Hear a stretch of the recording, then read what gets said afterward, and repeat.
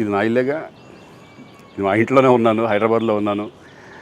So నేను విన్నాను పొద్దున్నుంచి, నాకు ఫోన్లు రావడం జరిగింది. నేను కూడా వీడియో క్లిప్ చూశాను. మన మీడియా మిత్రులు చాలామంది నన్ను అడిగి క్లారిఫై చేసుకున్నారు. వాళ్ళ దాంట్లో రాలేదు నాకు తెలిసి.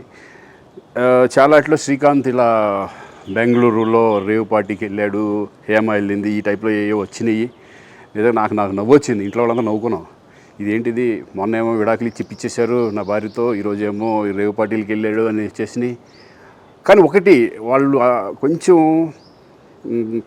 తొందరపడ్డంలో ఇది లేదనిపించింది. ఎందుకంటే వాడెవడో, అతను ఎవరో కానీ కొంచెం నాలాగే ఉన్నాడు. వాడు కొంచెం ఇలా కప్పుకొని, అది గెడ్డం ఉంది, బట్ ఇప్పుడు గెడ్డం నాకు లేదు అని, బట్ గెడ్డంతో నేను అని షాక్ అయ్యాను. ఇదేంటిది నాలాగా ఉన్నాడు ఏంటి అని నేనే షాక్ అయ్యాను.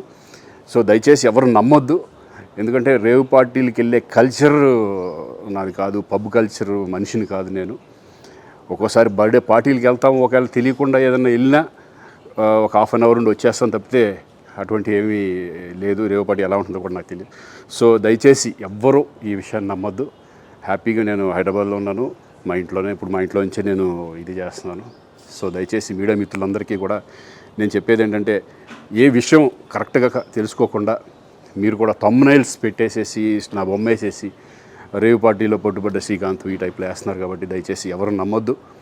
అది అతను అలాగా ఉన్నాడు అనే ఒక విషయంలో మీరు పొరపాటు పడి ఉంటారని నేను అనుకుంటున్నాను. దయచేసి అది నేను కాదు. Thank you. ఇటువంటి అన్నీ కూడా నిజంగా కొంతమంది, వాళ్ళందరికీ నిజంగా థ్యాంక్స్ చెప్పుకుంటున్నాను నేను.